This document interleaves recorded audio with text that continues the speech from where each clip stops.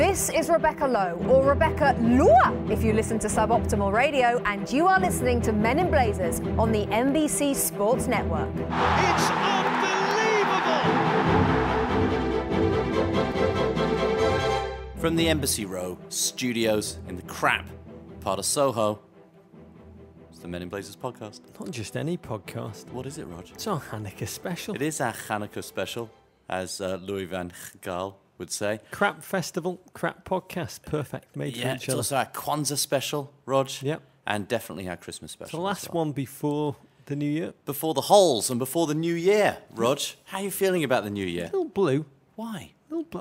What's wrong? I've been immersed in studies. You have? Yeah, God. A lot of GFOP sent me a lot You of do studies. this once a year. You always, at the end of a year, get into studies. I've been trying to get through them all. Yeah.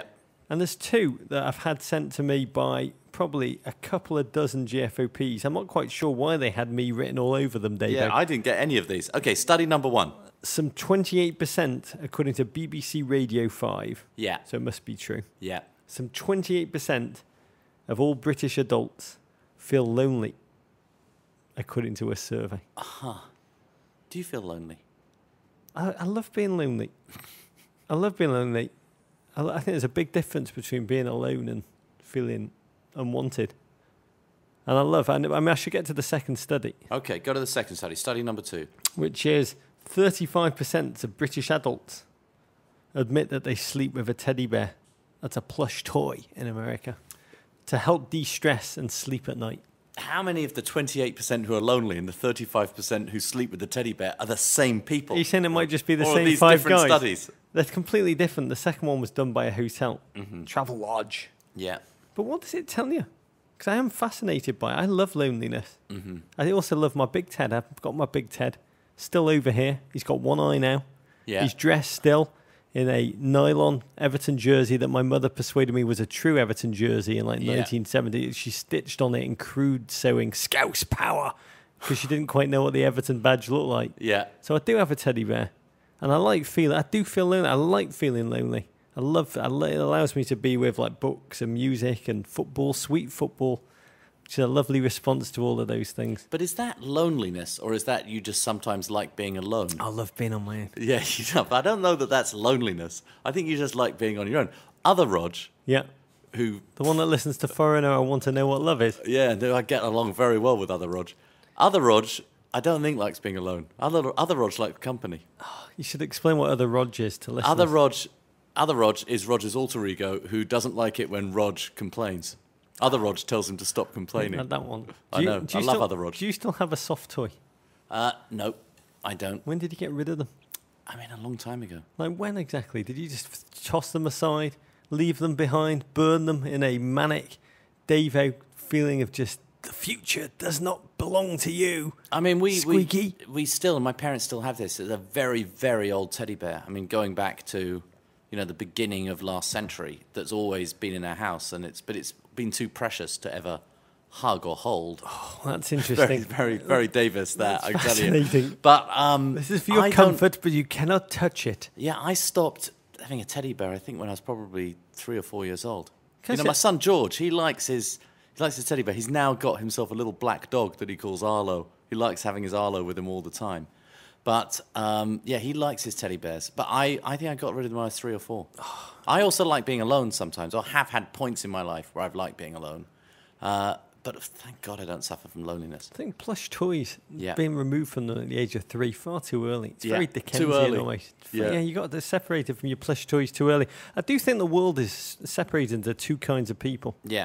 Like Red and blue. The people that leave home and their parents preserve their childhood bedroom as it was for decades. Yeah. And the people who leave home and the next day their parents bring in the interior decorators and turn that former bedroom into a gym.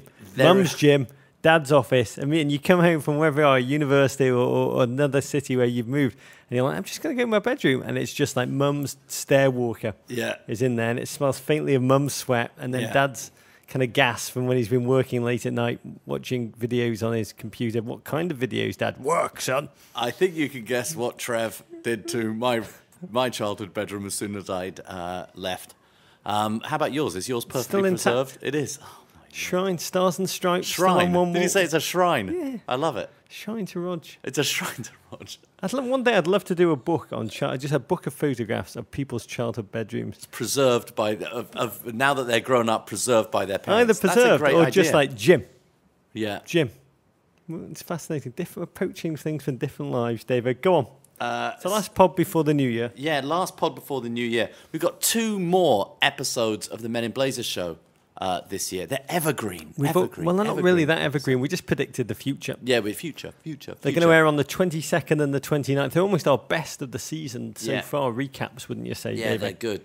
They're good. We want to thank you. It's been a beautiful year, packed full of wet Herreras, problems in Sector 2.7, Paul Cobb blows your mind, and moves to Tweed. We've loved every single second. We're about to turn the page on 2040. Yeah, new year, Rog. 2015. Do you get excited about these things? Well, yes. I mean, I like the blank page. I love the blank slate of a new year. At the same time, I get a little freaked out when you've got to have a new year and it's such a big number. 2015, I mean, that was the future. That was like rocket pack, Jetson stuff for me, 2015, when I was a kid. I was watching Back to the Future the other day, and at the end of Back to the Future, they go back to the future at the end of the movie, I think, to 2015. And it's like the world is operating on a different point of consciousness, and clearly cars fly. The DeLorean flies in 2015. So 2015, where we actually are in the world, it's a little bit disappointing to me. But you can still make changes, tiny personal changes. Yes, your resolutions, Rog. You can make resolutions. I would bet you are the kind of man who makes resolutions. Not really. I mean, I always think that it's a somewhat arbitrary time of year to go and decide to do it. And it's also very hard. There are lots of resolutions that are very difficult. People who want to exercise and work out a lot, like January and February, especially on the East Coast, Northeast, Rog, very difficult to get very healthy because you can barely go outside in our polar Arctic weather. I like to grow whale blubber in those months. Yeah. I'm still somewhat traumatized. A few years ago, I'm not mentioning any names, but a friend of mine had a dinner party at my house when we went around the table and people were saying their New Year's resolutions, and everybody had really quite earnest, quite serious, wanted to do more for charity. They wanted to maybe make a change in, their own health. They wanted to do more for others, whatever it was, really work on their career. One of my mates declared that his New Year's resolution was to read more magazines. And at the point that he said it, I remember looking... That was his single resolution? Yeah, he's going to read more Next magazines. I'd like to read more magazines. More magazines. And at that point, and I can still see it, I looked at his wife, and I looked at the look on her face, and I just knew absolutely, as I looked at her face, that they would not be married by the time that it came to New Year's resolutions next year. That was true. And they were not. They were not quite, not quite going down the same path. Both absolutely wonderful people, though. What are your resolutions, David? Well, if I had to make resolutions, I mean, I've got some Men in Blazers resolutions. My resolutions are my Men in Blazers. They're seamless. The Men in Blazers resolutions and your resolutions are exactly the same thing. Well, my main Men in Blazers resolution is, some people understand this, is that I spend a lot of time looking away, and it's not because I'm looking at myself in a monitor. It's because I have to hit the clips that play on our show. And it's my natural instinct as a producer is I hit the clip and I check that it's rolling correctly. But it means I'm constantly not looking in the camera. I made a real effort yesterday, Rogers, before the new year, to look directly in the camera every single time. I thought I'd absolutely nailed it. I went back and watched the show last night. I'm still looking in the monitor every time. I've got to look right in the camera, right down the lens, I get a lot of tweets Rog. telling me to look away. No, I've got to look. Preferably look Davo's got to look side right so down the America lens. doesn't have to look at me. That's one resolution along the lines of read more magazines. Yeah. Yeah, that's it. No, my second one, I really want to work, and you'll like this, because sometimes I know this annoys you a little about me. I've got to work on my punctuality. I'm not going to be late anymore. I invent 1,000 reasons why I'm going to be late. I have to not be late anymore. I want to be on time for everything. That's my biggest resolution. Okay. I love that one, David. I thought you would. I thought you'd like it.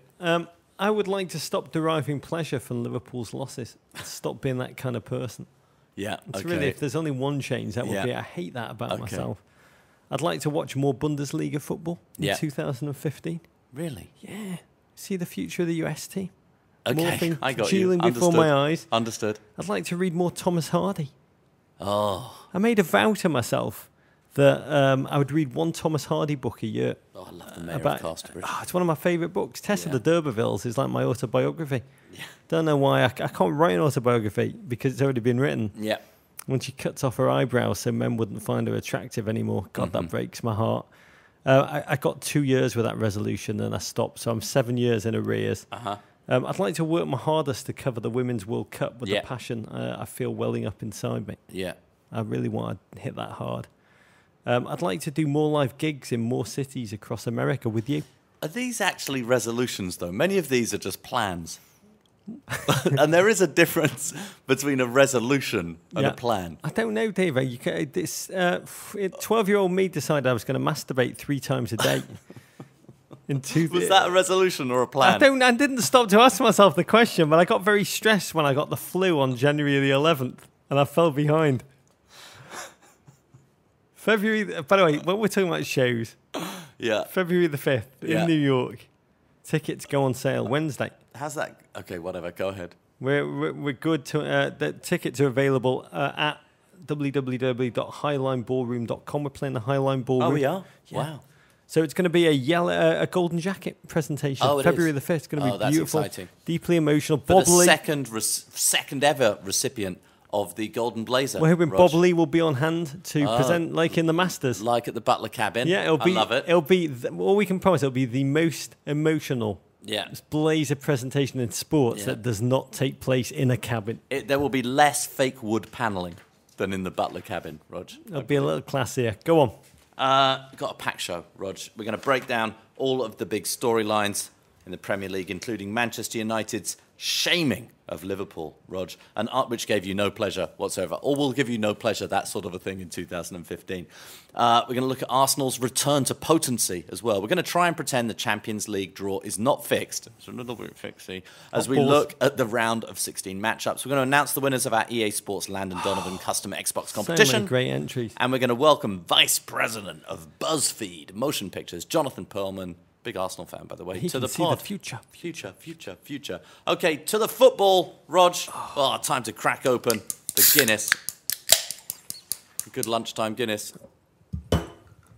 Lexi, we can't spill any because, actually, it would be typical if we don't spill any today. Lexi, when she listens to this pod, producer Lexi has gone to Paris for about 10 days, Rog, and so she'll be very upset if we do this so cleanly. She gets so annoyed when we spill it, and she's here and has to help clean it up. Happy okay, Hanukkah, happy Hanukkah, Rog.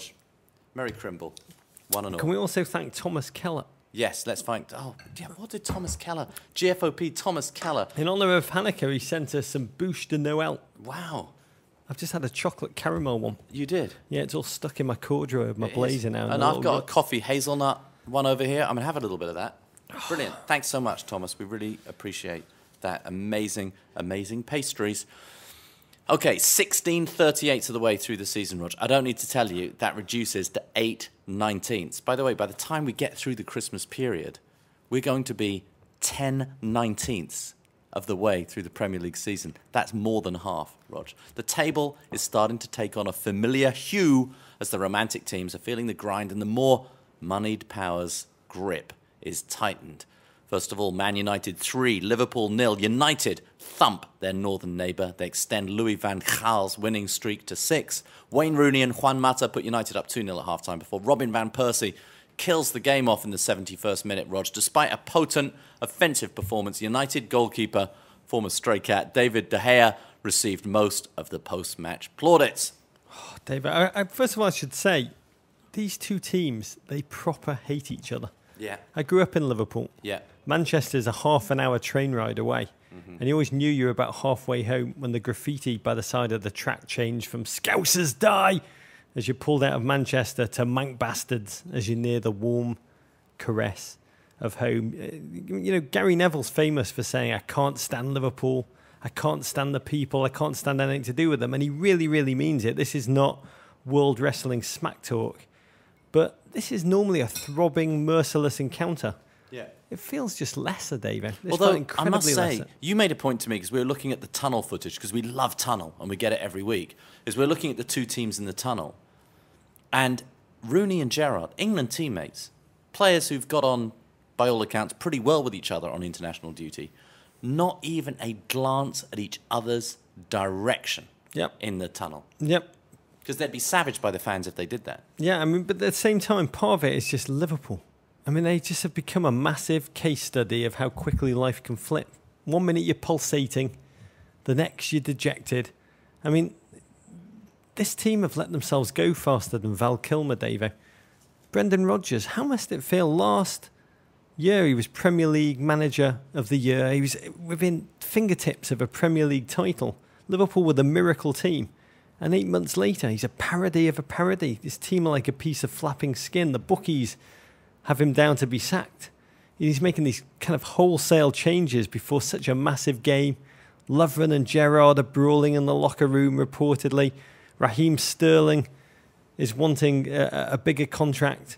He's preferred as a false nine. Negotiations stalled, apparently. Yeah, Lambert out. Sterling is a false nine. Simon Mignolet dropped to the bench in a shock. And Brad Jones, his first start since March 2013, at Tom Eldon, tweeted us to say, Brad Jones against Manchester United.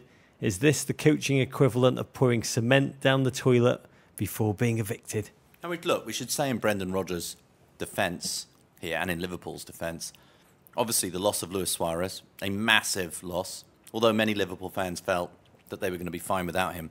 The injury to Daniel Sturridge, I think, has also been just key for this team. But there seems to be a lot more going on as well. Wheels within Rog. wheels. Wheels within wheels. Much more ponderous in their play. You know, less that sort of turning upfield and immediately moving forward, driving forward, which was the hallmark of the team in the 13-14 season. Yeah, I mean, the early iteration, Rodgers was all about possession. We lost the game, we won the possession stat. Then they moved to this counter-attacking team. Now it's not clear what they are. I mean, United, they rubbed salt into that wound before kick-off. They unfurled a 24 years and counting banner mocking Liverpool for when they last won the league. But Liverpool, it has to say, they opened with the hunger of a manic labradoodle let off its leash in the park. They attacked this shaky Manchester United back three.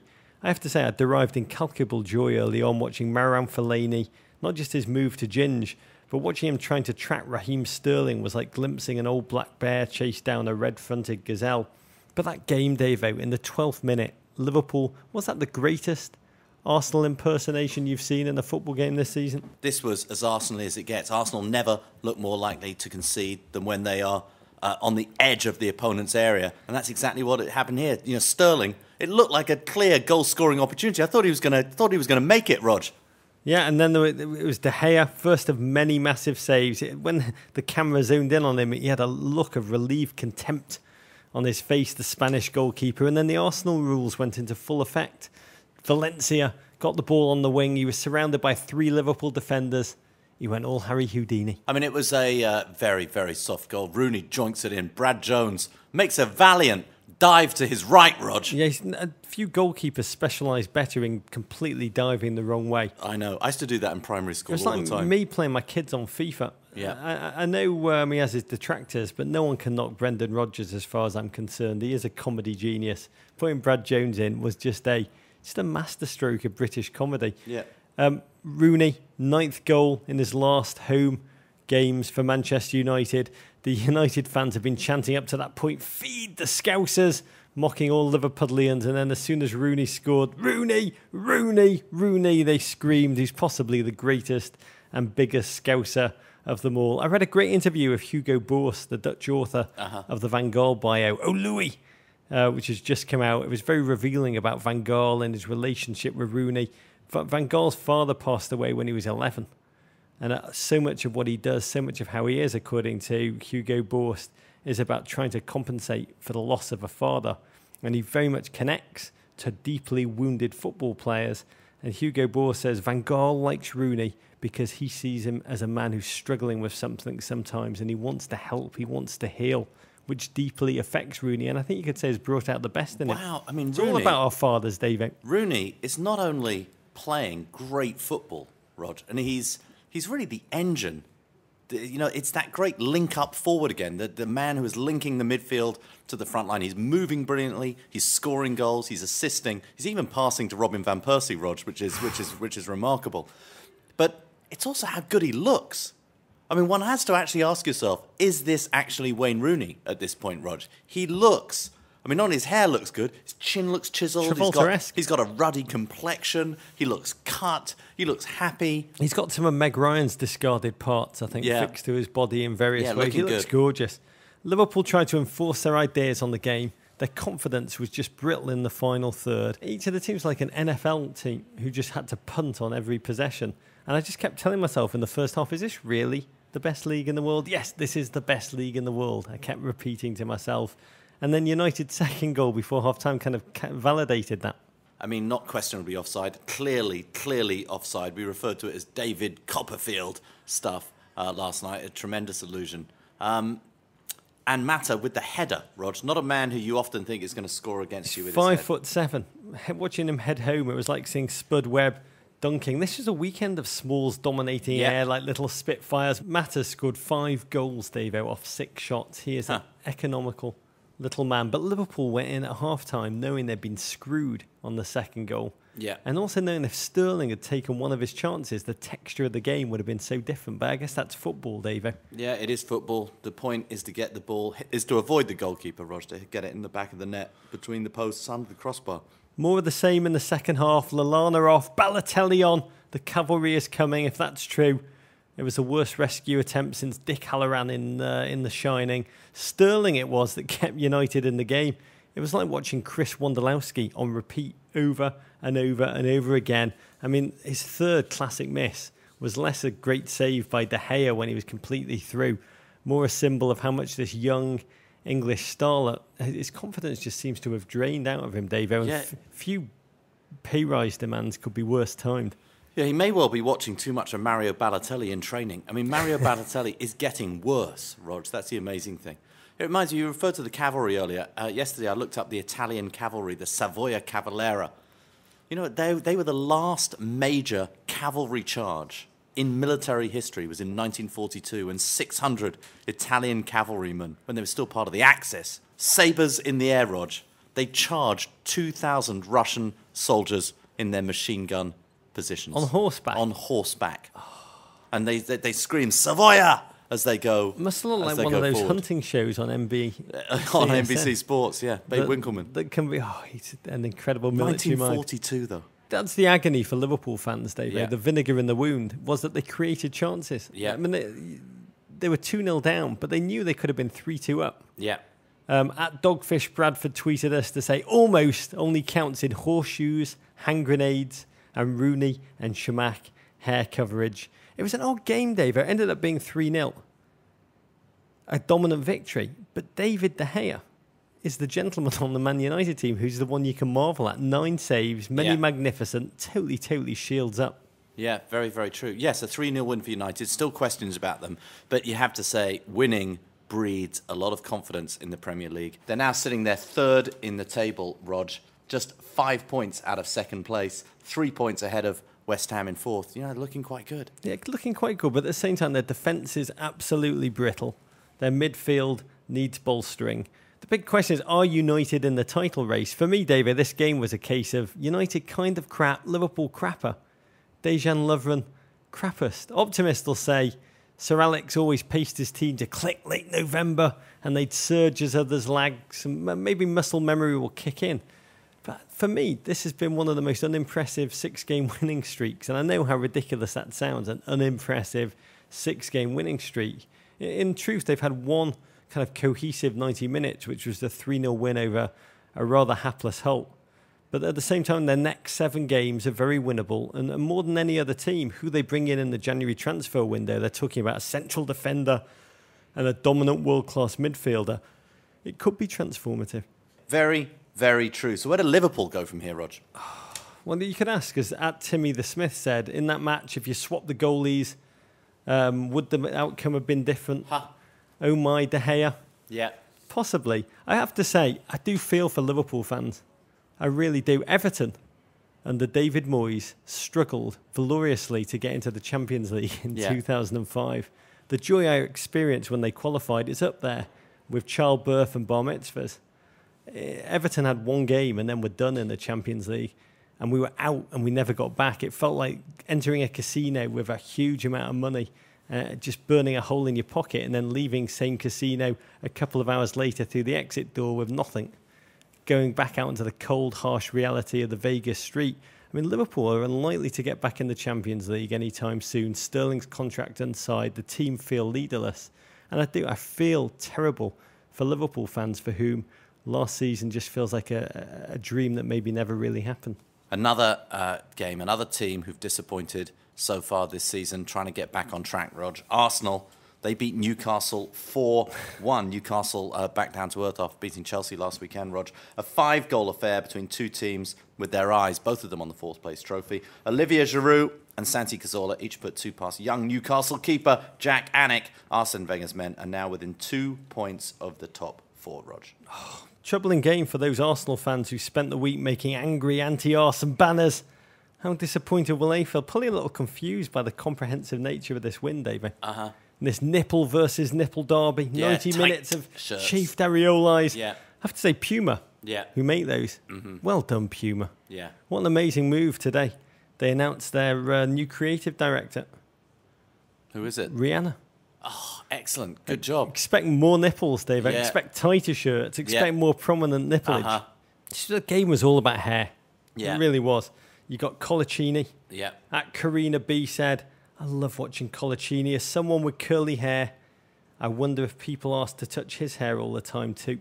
Yeah, I must say, in the battle of the sort of mop heads there, Rog, I mean, Colaccini, he's taken Fellaini now that Fellaini's gone ginger. Just not the same quality of hair I as used to have Colaccini. curly hair. Yeah. A long time ago. You had obviously. fantastic curly hair. I was once on one of the happiest summers of my life. I took the Amtrak train right across this great country. Yeah. And somewhere outside of Ogden, Utah, I woke up at 4 o'clock in the morning, and there was a little Mormon girl just running her hands through my curls. Wow. That's amazing. Why do people feel they have permission to run your hands through Did you dream that, or did it really No, happen? it really, really happened. Wow. I've still got her address. Lives outside of Ogden. She's a very nice girl. Yeah.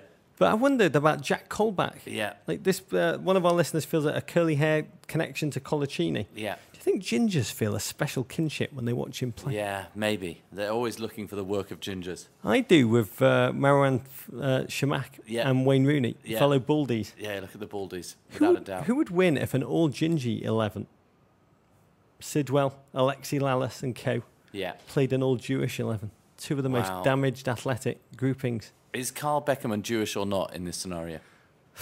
Probably need him. Yeah, you and might need Edgar Beckerman. Davids. So we'll take Jewish people and people with somewhat Jewish-sounding names. Yeah, in the most maligned minorities clash of the season, Yeah. Jewish people against gingies. I think they'd stand a chance with Beckerman in midfield. You've got to think they're gonna win it. We also had we had the Mohawks, Sammy Amiobi and Debussy, dueling Mohawks. Yeah, there's only one winner there. Yeah. Sammy Amiobi, he's so furry and beautiful as opposed to the septic kind of feral look. He's an incredible looking bloke, Matthew Debussy. He makes Martin Skirtle look handsome, which is very, very hard to do.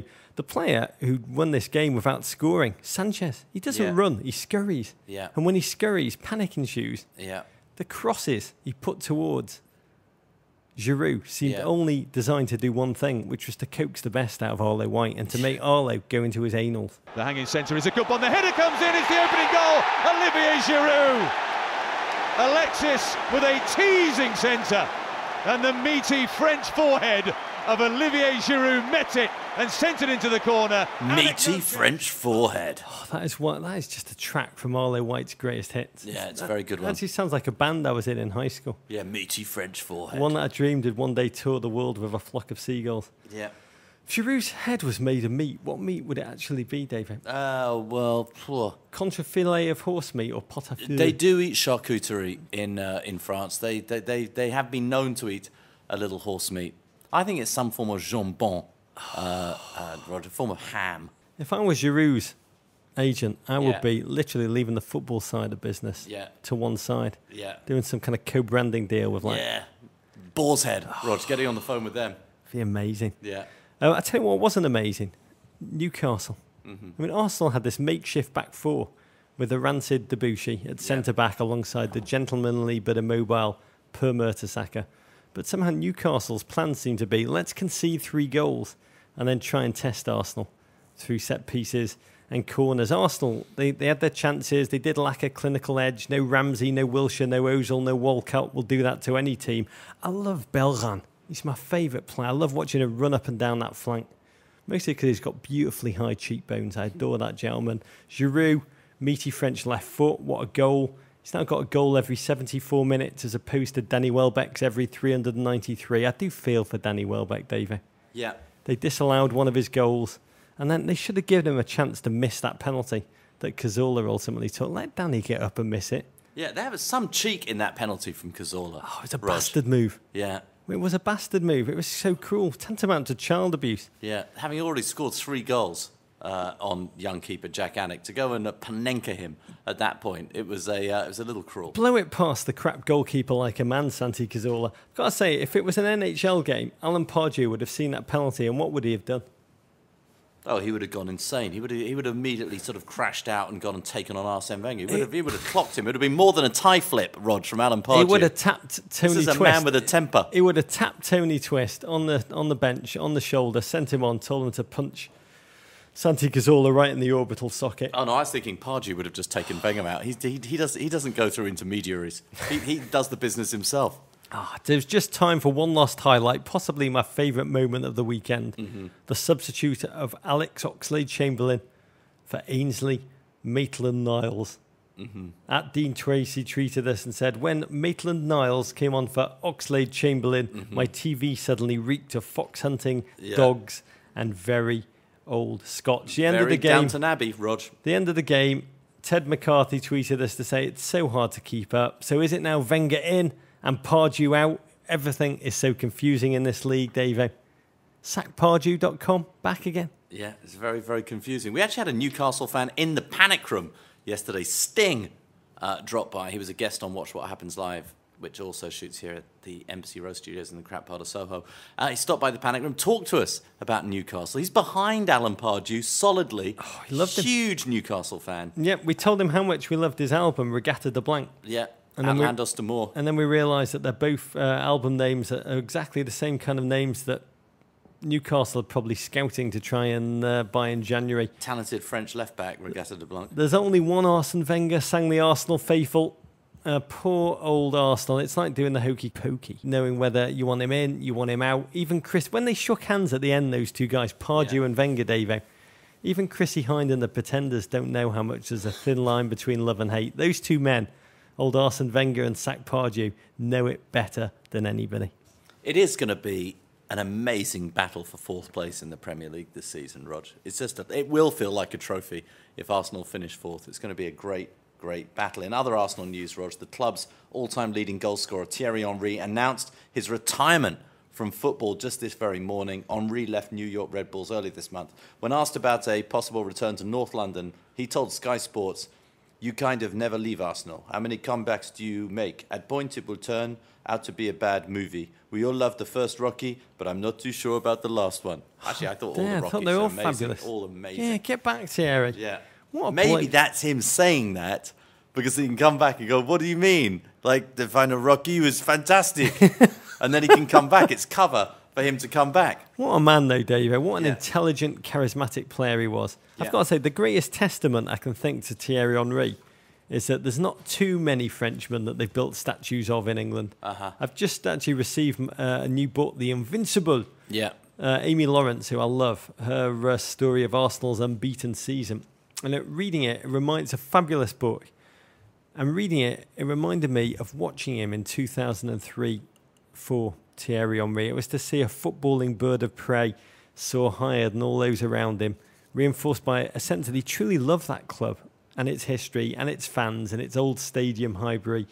And to watch him respond with an athletic peerlessness, which was matched only by his creativity, cheekiness, God, he was audacious, and his hunger to score goals and to win. We should say, on note of retirement, congratulations to DeMarcus Beasley, who's retired to the US men's national team. He's a magical bloke to be around, and also the last surviving member of that 1950 team that beat England 1-0.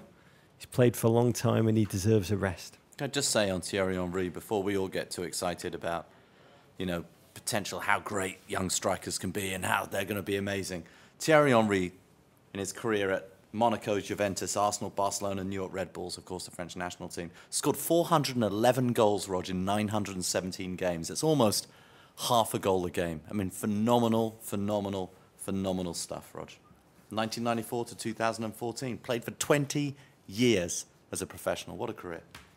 Okay, Rog, talking of professional, but not necessarily that inspiring. Chelsea 2, Hull 0. Chelsea rebound from last week's loss to Newcastle, comfortably beating hapless Hull at Stamford Bridge. An Eden Hazard header. Rog, let me repeat that. An Eden Hazard header and a tidy Diego Costa goal. Keep Mourinho's men 3 points clear at the top of the table. But in truth, this was not a very impressive performance. I mean, has a game ever had 2-0 written all over it before a ball was kicked? Yeah, it's a little fixie. Hull had visited Stamford Bridge 20 times and never won before. Chelsea, they love to take 2-0 leads this season and then just shut the burners off. Sort of, though it seemed that the other thing they specialise in is taking 1-goal leads and really struggling to score a second. And it wasn't until the second half that they were able to do that. Yeah, I mean, I've got to say that first goal, Oscar whipping in the ball from the left. Yeah. It's become one of Chelsea's signature moves this season. Yeah. The only thing that was not signature was Eden Hazard, all 5'8" of him on the end of it. Yeah. I couldn't believe my eyes. Yeah. How did Hazard have the strength to get his buttocks up like that? You've got to have phenomenal springs. You need great calf Incredible muscles power in his to get lats. those buttocks up in the air. It was the closest thing I think we'll ever get to see a dodo flying. Yeah, very true. But then Chelsea did what they do. They just laboured. Season as a campaign, etc., rationing, preserving magic, all of that kind of thing. Hull actually had plenty of the ball, but didn't really know what to do with it. Their growing confidence was like a bright torch pointed at a universal true sign that Diego Costa would soon score. And score he did. It was a beautiful, cohesive moment of team play, Davey. Mm-hmm. Hazard stepping up, combining with Ivanovic to set up Costa. The only question is why they don't do it more often. It's like they do it when they want. Yeah, they do it when they decide to go and do it. I got to tell you, my niggly little feeling about Chelsea this season is I feel that they need, over this Christmas period and going into the second half of the season, they need another player to emerge and step up. Yes, they're getting great performances from Matic. They're getting some great performances, obviously, from Hazard, from Oscar and Diego Costa. But it feels like you need another one of your players, maybe a Shirley, maybe one of your defenders scoring more goals. You just need someone else to step up on that team. They're still in 4 competitions, Rog. They've got so much football that's going to happen to them over the next 2 months. They need another player to step up. I think they need better signs. I'm always confused by the signs they show at Stamford Bridge when Diego Costa scores. Mostly because the punctuation is absent. They've got that one, I go into battle, come with me. And I'm never sure whether it's meant to be a confident statement. Yeah. I go into battle, come with me. Yeah. Whether it's kind of like an order. I go into battle. You come with me. I think it's more a question. Or it's question. a question and fearful. I go into battle. You come with me? Come with me? You come with me? I need you. Toilet. Yeah. I also have no doubt this is something that Diego Costa has never actually said himself. Yeah. This doesn't. When you hear a Diego Costa press conference or interview, this is not the sort of thing that Diego Costa That's the other says. one. Diego Costa. Diego Costa. That's a Costa. Yeah. That's a great name, actually. Diego Costner. That'd be amazing. Yeah. That would bring Kev back into our life. Starring Diego Costa. Diego Costa, the governor. The governor. Do you think? Gov apostrophe. No. Yeah, which is like an old London gangland. He doesn't even know kind that of governor. Like for the guy who's really in charge on the manor. Yeah, the governor of his manor. Yeah, and it's all further undermined by the picture that they've drawn of him underneath the governor. Yeah. His nickname is actually the proctologist, the one that he's trying to trademark. But it says the governor, and underneath there's an image of Costa. Heartbreakingly sad image. Mm-hmm. It makes the Premier League's most lethal scorer look like Eo. Super creepy Eo. Get on with it. Chelsea signs 9 Premier League games without a win for Hull. They didn't actually muster a shot on goal for this one. I've got a suggestion for the Hull branding team. I know they want to be the Hull Tigers because they think that will get them popular. Tigers. I think they should rename themselves Halitosis. There's an estimated 60 million people in the US with chronic halitosis. Yeah. And they'll all connect to this unbelievable team in that unbelievable outfit who play crap football. They've not won one of their past 8 Premier League games. Halitosis. Interesting, Rog. It's not as interesting as the Crucible for Chelsea. They got 6 matches in the next, is it 13 days? Yeah. Mourinho says he's going to rest his senior players. Uh-huh. I don't think one player will play all of these 6 matches. We will see. I love the survey they did in London. In a shopping centre called Brent Cross. Yes. Have you ever been there? No, never. I've heard of it. It's truly repulsive. It's like the 1970s. Time has stood still, but it's packed in North London. Mm-hmm. They asked 1,000 children in this shopping mall, "Who is Jesus Christ?" 20% of the answers were, "He's a Chelsea player." That's either uplifting or just really depressing, and most likely really depressing. That's why grown men still sleep with teddy bears in England. It's bloody depression. I got to say, I was in Southampton, as you know, because I bored you with stories about it. But one thing I forgot to tell you was I did a shoot all morning where I was describing Southampton to American viewers. I was like, the Titanic left from here. I was like, Benny Hill was born here. And then I said Jane Austen lived here. Yeah. And I had 5 people in the camera team. And one of them came up to me afterwards and said, "We're all trying to work out who Jane Austen is." Jane Austen. Was she in Bananarama? No, they thought that it was Charlie Austin, the QPR striker's sister. Why are you talking about Charlie Austin's sister? You don't know her. Why are you talking about her? Why Americans don't know Charlie Austin's sister, Jane? Yeah. That's truly depressing, David. Jesus Christ is not a Chelsea player. They're mixing him up with Judah the Maccabee. I got you. Happy Hanukkah, David. Oh, Rog, happy Hanukkah. In talking of depressing, Rog, Leicester City 0, Manchester City 1. Frank Lampard's 175th career Premier League goal. Gee, Thierry Henry's record really puts that in perspective. Keeps City on pace with his former side. Meanwhile, Leicester continues to do their best Philadelphia 76ers impression, Rog. They've not won in 11 games. 5th straight slovenly win by Manchester City. This is a weekend of 3 points without really impressing. Mm-hmm. But you look at City and no Aguero, no Jovetic, then Dzeko limping out during warm-ups. Enter number 78, the sackmaster, Jose Angel Pozo. Yeah. Millions of Manchester City's dollars, and it's left to an 18-year-old rookie to lead the line. On his own, it's not even his greatest skill. I mean, I don't type this often, but thank God for Samir Nasri. Playing very... So that might never have been written. He's playing unbelievably well and somewhat carrying them. But this game ultimately, again, is it the 87th week on the run when we've been covering Manchester City? When the game ultimately was all about Frank Lampard. Yeah, Frank Lampard once again. Started the move, finished the move. Yeah, definitely. And it's quite a tidy little finish. And once again, a midfielder arriving that deeply in the box. You know, we just don't see many midfielders in that position. But once he starts running with that girth, momentum just carries him through. He's like an oil tanker. Yeah, he must also have strong calf muscles. Oil tankers need 5 miles to stop. I always find that mind-blowing. It's very tough. That's very what tough it's like for the English muffin. But 175 Premier League goals, midfielder, tying Thierry Henry, all that crap. What's amazing is the Manchester City fans started chanting, "Don't sell Frankie Lampard." Their chant, not quite understanding how loans from New York City FC to Manchester City actually work. Yeah. And after the game, Pellegrini, "Frank wants to stay and we want to keep him. We must resolve the problem with New York City and the MLS." First of all, it's not the MLS. Yeah, it's an MLS. An MLS, Pellegrini. Yeah. But, Davo, I'm beginning What do you think the chances are he's going to end up here in New York? I've got my season tickets, Rog. I'm all ready to go. Yep. I'm looking forward to seeing Frank down at the Carolina Challenge Cup pre-season. Well, in the third down baseline. The end of February. Yeah, I think there's as much chance of City sending Kun Aguero to start the season at NYCFC as sending Frank Lampard. Yeah. I'm beginning to believe Lamps is actually allergic to America. Oh, my goodness. Has MLS been like a fibrillator for Frank Lampard's career? Or is the English Premier League the MLS's elephant's graveyard?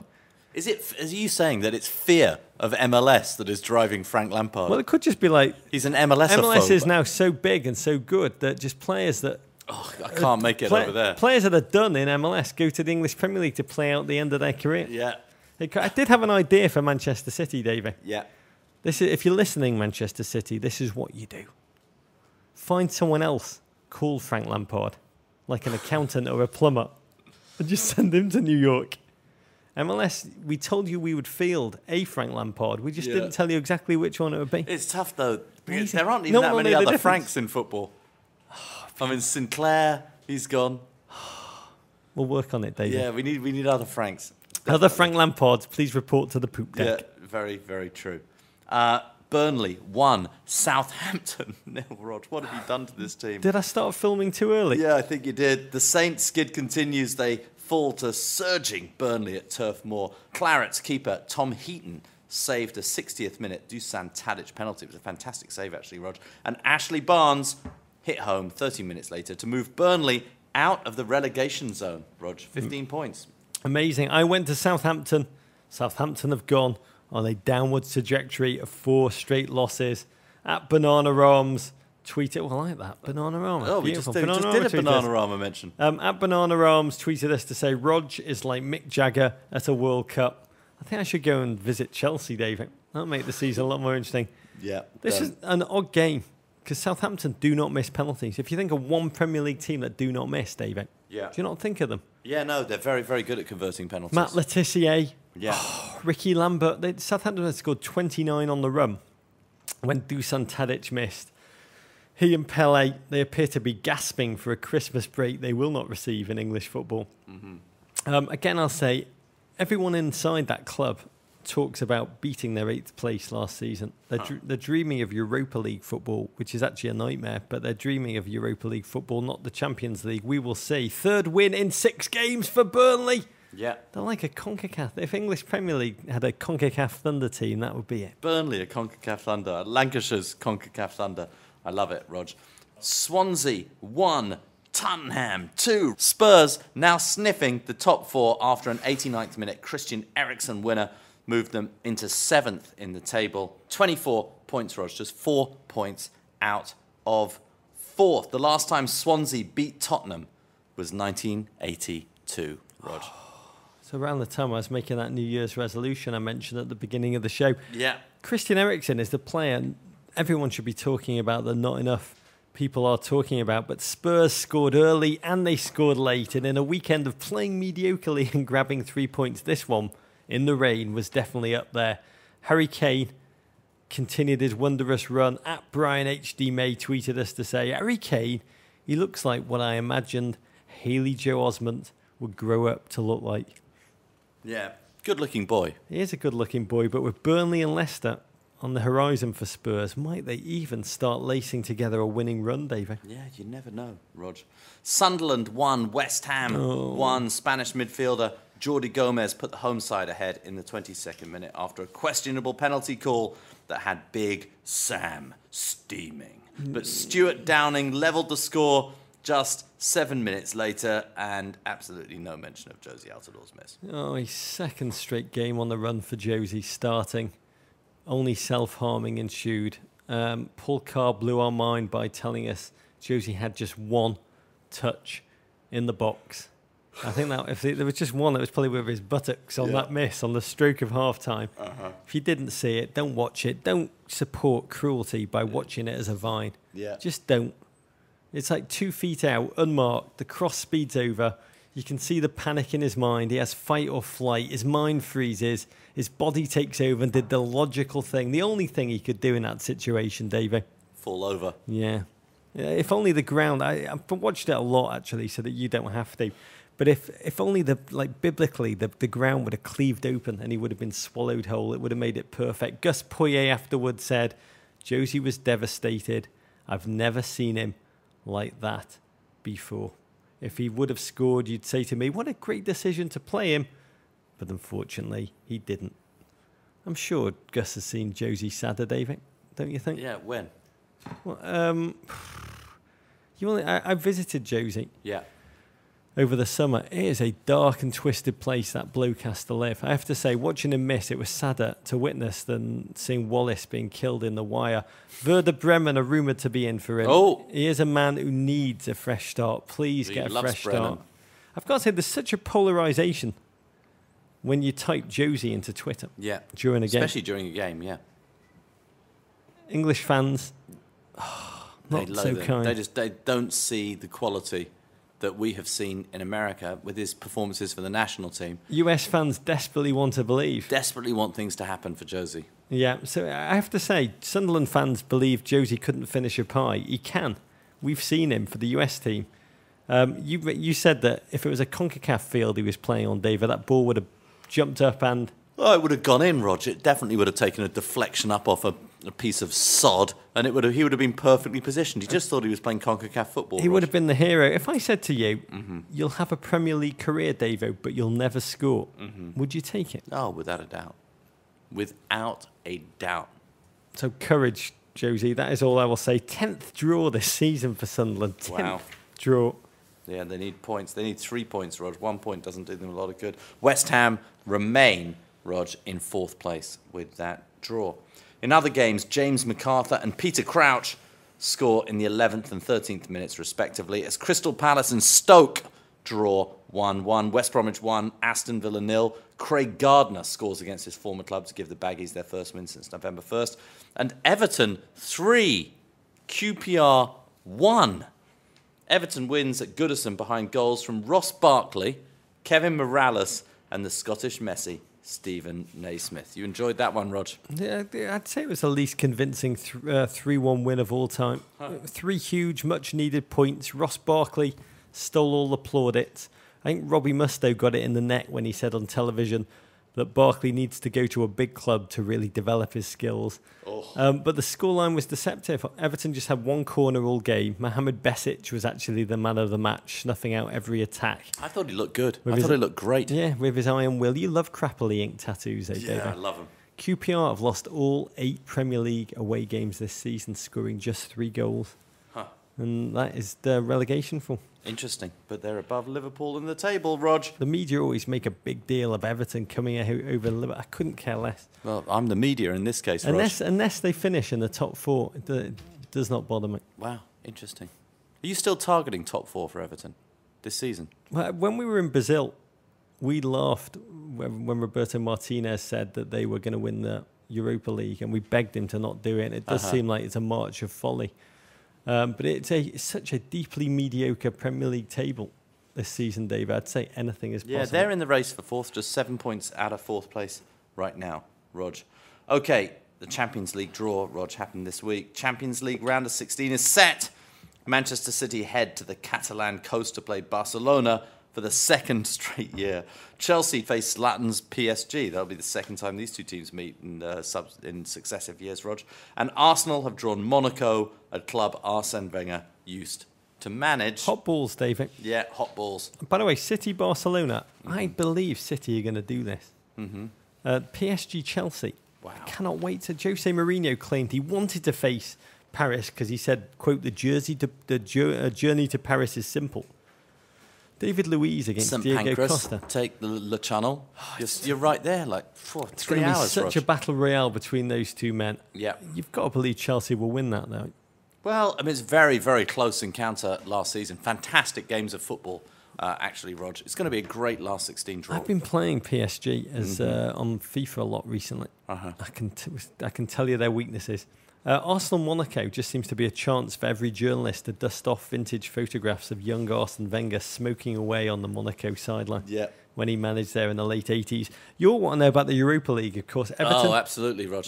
Everton play Young Boys Bern. Oh, excellent. It just seemed a team for whom the headlines obviously just write themselves. Yeah. At Bradley Lass says, Young Boys versus Everton sounds like a bad early 90s cable movie with Macaulay Culkin and that guy from Mr. Belvedere. Yeah. Let's hope so. That's got the Europa League written all over it, Davey. Yeah. Everton get demolished by Young Boys. That's not the headline that you really want, Rog. We want to congratulate the winner of our Landon Donovan custom Xbox competition, Rog. In honour of St. Landon's last game, we partnered with the GFOPs at EA Sports to give away the gaming console, which is one of only 8 in the world. We had an unbelievable amount of entries. Yeah. We're actually going to give away 4 prizes. There were so many beautiful entries. JJ Menento reimagined Landon Donovan as the Cakes Awakens, a gorgeous Star Wars film poster that says no drinking fountains were harmed in the making of this movie. Thomas Jeanson, who looks like he's about 7 years of age, did a gorgeous poster, Super Sensation, which I would like for my bedroom wall if my missus would let me. And Carl Herman, and unbelievably gorgeous. It's like almost like a beautiful book cover from the 1950s, all quiet on the western coast. All 3 of you will get FIFA 15 of your console choice. But the winner, Davo, was absolutely breathtaking. Wolsey of Brooklyn, Rog. What a talented man. He wrote a poem and a piece of art, and he said, Landon Donovan is the American version of English warrior poet Siegfried Sassoon. Huh. He's a man of incredible talent, crippling self-awareness, befuddling contradiction, who lived through grotesque struggles that are unfathomable to modern sensibilities. He compares trench warfare to 1990s US soccer, and his piece of art is a modification of Christopher Nevinson's famous painting, French Troops Resting. He says it calls to mind the horrors and melancholy of both the First World War and the 1998 World Cup. We will post all the winners on meninblazers.com, but it's absolutely exquisite. Really, really remarkable work. Well done, Matthew. Brilliant. Okay, Rog, on to the Ravens. Our first Raven from Jeremy Lance. Hello, men. I was tooling around on Instagram today. I popped over to the Men in Blazers page and started flipping through the photos. I was wasting time while watching a Lifetime movie with my wife. I noticed that you guys are always dressed up. Every photo you have, at minimum, a button-down shirt and a sports coat. Many show you with a tie. Do you guys ever dress down? Do you sit around your house in a blazer? Do T-shirts exist in your wardrobe? Is this a British thing to always dress up that much for day-to-day activities? Oh, it's a great question, David. I think there is actually a shot of us on the beach where I'm not wearing a shirt and you're not wearing that much, Rog. So it's not everything on our Instagram is tie and blazer, Rog. That's one out of 220 photographs. Yeah. We are called the Men in Blazers, Rog. Yeah, we're on brand. I'd say I wore a lot of T-shirts into my mid-30s, Uh-huh. mostly tuxedo T-shirts, until my wife took me aside and just informed me that she thought it was a good time for me to maybe think about moving on. Yeah. I've still got them all in the drawer that I never open. Uh-huh. There's a dozen XFL jerseys with the New York, New Jersey Hitmen on, which I always found just wonderful. But I've always loved Jules Holland. There's one of my favourite television shows. Do you ever watch Later with Jules Holland? Oh, it's a brilliant show. You know Jules Holland from my neck of the woods. He's from Greenwich, Rog, from just down the hill. It's on a channel I've never watched before called Ovation. Yeah. You familiar with that Yeah, channel? it's a brilliant channel. And he's such a dapper gentleman. So watching him around the time I was banned from T-shirts, Yeah. I've morphed into a gentleman that almost always does wear a jacket. I feel naked without one, David. Yeah. And I guess at the weekend, I wear moleskins more than corduroys now for this winter. First time in a long time. I've got 3 pairs of Masons that I picked up at the same time. They're gorgeous. But you're a gentleman that likes to dress down. Yeah, I'll dress down. I get home of an evening, Rog, and I'm like sweatpants. I go straight into my closet, change into my sweatpants, put on a T-shirt, maybe in the winter a little sweater over the T-shirt. John Smedley's. Yeah, and I love my Smedleys, and I'm very happy. Do you pad around? I imagine you in a pair of tracksuits that say pink in large letters on your buttocks. No, I don't have those. That's a picture. Yeah, Juicy Couture. Yeah. I don't have those. Some velour. What's your position on velour? I don't own any velour, so I don't really have a position on it other than I don't own it. No, I like sweatpants. I like just getting into my sweats. I sort of feel, for me, I can either do super casual or I can do super smart. It's the whole middle that I struggle with. Just regular dressing. I've been trying it recently, just working on it a little bit. Just like give me an example. Well, what I'm wearing right now, I'm wearing not wearing a blazer, I'm wearing a vest. I'm wearing over a sweater with a T-shirt, by the way, Rog. This is a T-shirt, and I'm wearing jeans, and I'm wearing a pair of boots. I'm no blazer on today, Rog. I'd rather wear a chest wig than a T-shirt, David. Oh, I like it. These are good T-shirts, really nice. It's a good chest From wig. Stephen Allen. Yeah, it's good. Underneath the T-shirt is a chest wig. Okay, Rog, the winner of our coveted Guinness Men in Blazers poet, philosopher, soccer scribe, Raven of the Week is Alex Wolonitz from Brooklyn. Very good day for Brooklyn, Rog, on Men in Blazers. This is a long one, Rog, so buckle in. Dear Rog and Davo, born and raised in New York, I was never much of a sports fan, encumbered with asthma, huskiness, and a Jewish mother. I abstained from recreational sports. After the 2010 World Cup, I developed a new love for soccer. As I learned more about the EPL teams, I found myself drawn to Tottenham Hotspur. The north part of England's major city, filled with immigrants and Jews, seemed to be the emotional equivalent of my ancestral Bronx. A fandom based off a love of teams that succeeded in the past and should be better, but never are. Felt like the English Knicks. When news broke about NYCFC, I was excited. I love MLS and had tried to become a fan of New York Red Bulls, but never felt connected, feeling like I had missed the boat already. Perhaps it was my burgeoning love of Spurs preventing an embrace of former Arsenal man Thierry Henry. NYCFC seemed like the opportunity to start at the beginning with everybody else. I contemplated getting season tickets, but New York City FC's reveal of their kits sucked away my enthusiasm. Suddenly, I felt like I was being asked to root for Manchester City. Suddenly, I wondered if the English muffin was ever coming at all, and if this team was not New York's at all, but a means for Man City absconding fair play rules. The more New York black and orange alternate kit did little to assuage my fears. I know it's just a jersey, it's still a blue, though Spurs and Manchester City aren't true rivals, but somehow I feel more connected to a sports team from a country I only studied abroad in for a few months and from a neighbourhood I visited only twice, a team I've never seen live, are rather crap and have only followed for 3 years. Am I crazy for worrying about this? NYCFC is my local team, playing in the house that Jeter built, but I find my love for Spurs, as bad as they are, getting in the way. What do I do, gents? Courage, Alex.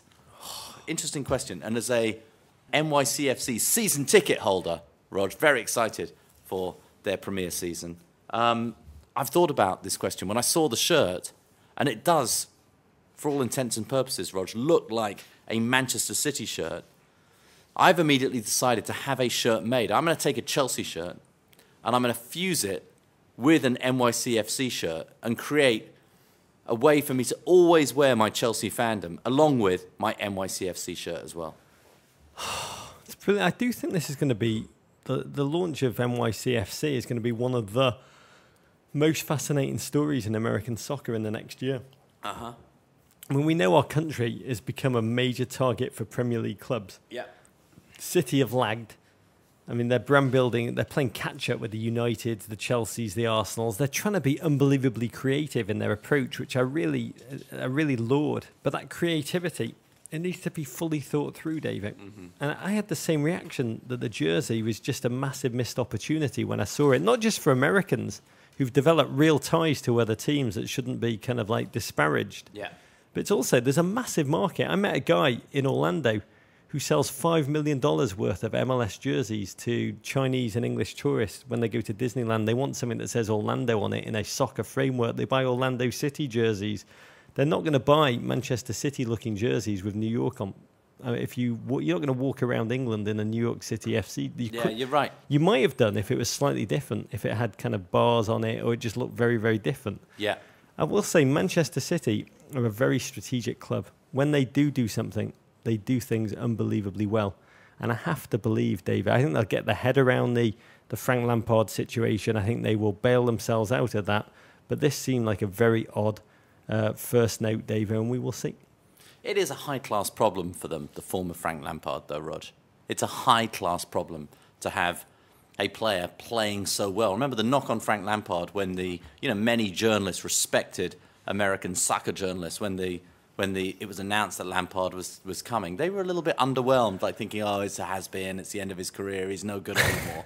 And I think the fact that he is proving that he's that good is ultimately very good for NYCFC. I mean, ultimately Man City know better than anyone that winning the league and the fortune that brings with you are the best thing possible for a foot-forward brand. Alex, maybe the ultimate solution for you is to become a New York Cosmos fan. Yeah, good idea. I met Very good idea. I met Raul yesterday for the first time. He's a lovely, lovely bloke. Playing out there on Long Island at Hofstra, I believe. Maybe Man City should sign him. Yeah, we will see. Our guest today, Rog, one of the people leading the digital revolution, but reinventing how people consume media can be difficult when your Premier League club is devoid of a defensive midfielder. We welcome to the pod BuzzFeed Motion Pictures Vice President, Arsenal supporter, my mate, Jonathan Perelman. Hey, guys. How are you? We're doing very, very well. Thank God that it's this week we're talking to you after a good Arsenal performance and a nice Arsenal victory. Yeah, I mean, had this been last week, I probably would have been unavailable. So it's a good timing. You're a very smart man, Jonathan. You Google, you Cory Bookered, you're now working at BuzzFeed. Why Arsenal? Supporting the best football club in the history of the world is an obvious decision. how I came to that, actually, was I lived for a bit while in university in London, worked for a member of Parliament who he himself was a Millwall fan. Wow. Yes, we will leave that alone. Clive Efford. Exactly. Yeah. Very, very good. But Clive's, the people around Clive, including my good friend Bill Haddock, is an Arsenal supporter. I mean, he represented a constituency in southeast London that was not far from Woolwich, the original home of Arsenal. And so I was indoctrinated in probably 2000, 2001 to be a Gunner, having always been a huge soccer fan, played myself for many years, watched it as a child. There was 1 hour of television on Saturday morning on Sports Channel of highlights from the EPL. Had always been a fan, never had a team. Then I became a Gunner. That's good. By that definition, being from southeast London, very near to Woolwich, Arsenal myself, I should really be a Gunner. And yet I've grown up loathing them, Jonathan. You're a fellow at the Centre for the Digital Future at the USC Annenberg School. I mean, we've talked a lot on this show. Baseball thrived in the golden era of radio. The NFL boom once television took over. And a lot of us are betting that soccer's rise has been tied to its positioning as a perfect global digital sport. Do you believe that? I certainly believe it, and I think you're actually seeing this come true. I mean, if you look at Twitter, for example, the times when there are the most amount of tweets, the World Cup obviously comes to mind, European Championships. It's soccer is a game that has obviously a global audience, and this is really the first time that audience is able to really connect and discuss and debate and argue and love everything that's happening. Soccer is a perfect game for the rise of social media, and it's coming together in this country, in the U.S., at a perfect time where there's now exposure to different leagues, different teams, and you're seeing this in engagement that people are having with the sport. Do you now feel a fraternity with Arsenal fans all around the world digitally as Arsenal are playing football? I mean, I will watch a game with my phone in hand on Twitter while I'm watching the game. And my Twitter feed is filled with Arsenal supporters from around the world, as well as you lot who aren't yet Arsenal supporters, but hopefully one day will be. And what you're seeing is that you can actually interact in real time. And so it could be somebody in Indonesia who's, it's the middle of the night and it's first thing in the morning for me, and yet I'm seeing what they're saying about the way Giroud is playing or about the way, the midfield is or is not coming together. You've never been able to do this before, and yet it's coming just, again, at this perfect time where the rise of soccer in this country is being met with people and exposure all around the world. We've spent a lot of time with Premier League clubs seeking to crack America. One of my favourite quotes of yours is, "Content is king, but distribution is queen, and she wears the pants." You also spend a lot of time interacting with many football clubs. You must watch and consume a lot of their content and their brand-building efforts. What advice would you give these clubs, the Arsenals, the Chelseas, the Uniteds, in terms of their brand-building efforts to differentiate themselves from the pack? Yeah, there's just a tremendous opportunity right now in the U.S. to create fan bases. I mean, I have people come up to me who know I'm a football fan and say, which team should I support? And I obviously say Arsenal, but there is this opportunity right now. If these clubs can create content that people ultimately want to engage with and then share with their friends, when a friend shares something with you, there's an implied endorsement, right? And this is what you see, what all the big brands are trying to get involved with. And this is what football clubs can do. If they do it right, they can build their brand and build huge loyalty in the U.S. and, frankly, around the world. What emotional connectivity or what emotional vacuum is European soccer playing for intelligent, American-born and bred people such as yourself right now? I think it's actually a generational thing. I mean, I look at my father who never played soccer, but I did as a child.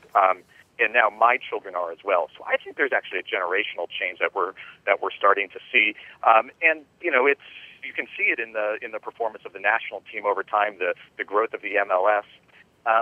It's that soccer has played a role in more and more people's lives, young people who are now not as young as they used to be. And listen, this country obviously loves American football. I have a belief that American football has peaked, and it could start to erode. Could take 20, 30, 40 years. But changing demographics, obviously increasing amounts of Latinos in this country who have been brought up playing soccer, and people like me, frankly, who have played since a young age, who love the game, who are now interested in watching it whenever we can get it, and watching it at the highest levels from Europe is something that we will carve out a couple hours of our day to do. A tweet from a listener, at A. Rodriguez, says, Jonathan, every Arsenal fan has a way to deal with the grief. What's your favourite way? I will actually simply ignore it. After a tough loss, I should say, listen, last week, 2 wins, both 4-1. It was actually a very, very good week.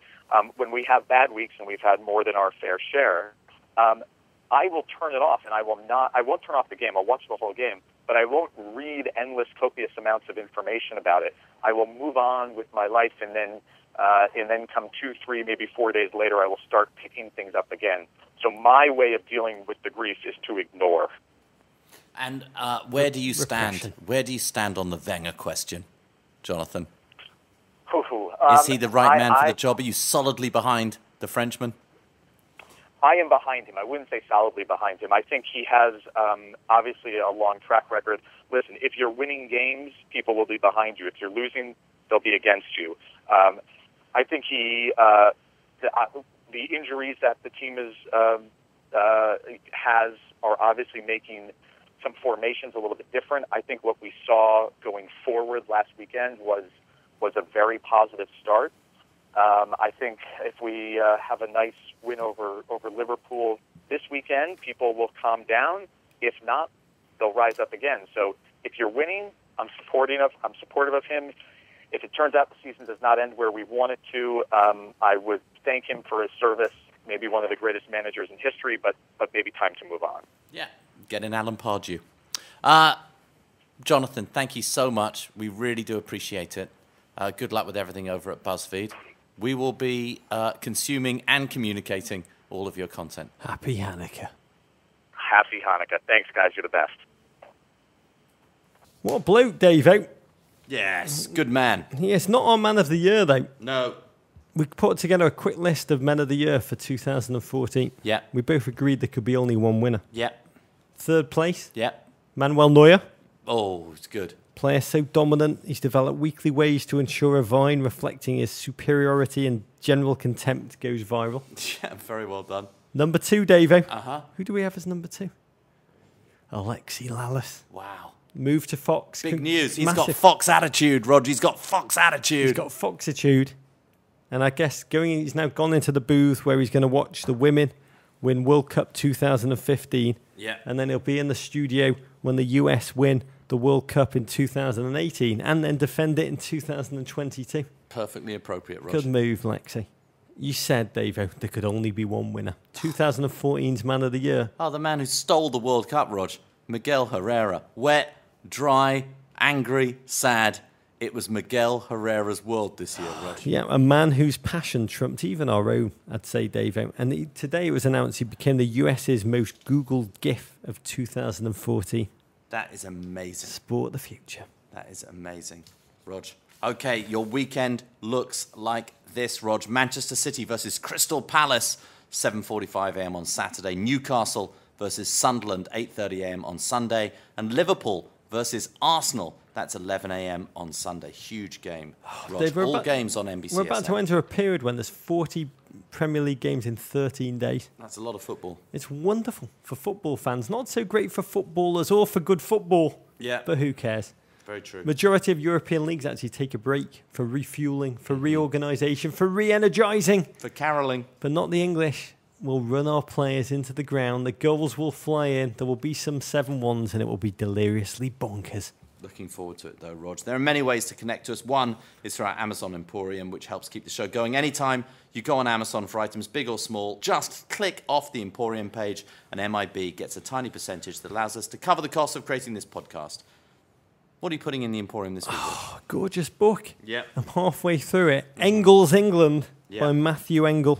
Yeah. You may know him from The Guardian. You may know him from the Financial Times. Yeah. The book subtitle is 39 English Counties, One Capital and One Man. Mm-hmm. He walked the length and breadth of the country over the course of 3 years. And he loves Britain. He clearly loves Britain. But he finds it hard to escape a sense of melancholy that kind of seeps through as he discovers it along the way. It's a fascinating portrait if you are as interested in the country as, well, you are, David. Yeah, definitely. Talking about interested in countries, Rog, a brand new edition of one of my favorite books. Every household should have one, Rog. I'm putting in the Times Comprehensive Atlas of the World. This is a new edition, Rog. Tom Robbins is the named author, but the entire Times editorial staff work on this. It's a beautiful book. I know in an age of Google Maps, you'd think you don't need an atlas around the house, but it's wonderful to have an atlas just to see where your teams are going to be playing in the Europa League, perhaps, Rog, where your latest signing is coming from. Where Bournemouth is. Yeah, exactly. Where exactly is Bournemouth? That's where it's somewhere in the future. Other ways to connect to us, meninblazers.wikispaces.com/Rog. That's a wonder of the modern world. A great way for new listeners to figure out who we are. You can always go to our website. It's meninblazers.com. Sign up for our newsletter there, Rog. Twitter, @EmbassyDavies, @Rog Bennett, @meninblazers. Our Instagram, meninblazers. We've got a Facebook, Rog. We love our Facebook. We love reading all of your messages there. We've got a subreddit maintained by GFOP Akshay. That's at reddit.com/r/meninblazers. And you can email us always at meninblazers@gmail.com. It's got a little milder, Rog. The Ravens are still making their way to the crap part. We love each and every one. Venderpunk, Rog. War Pig. Who wants to sex Matumbo? Explosion. Courage. Size the year 2015. Is that your analysis? To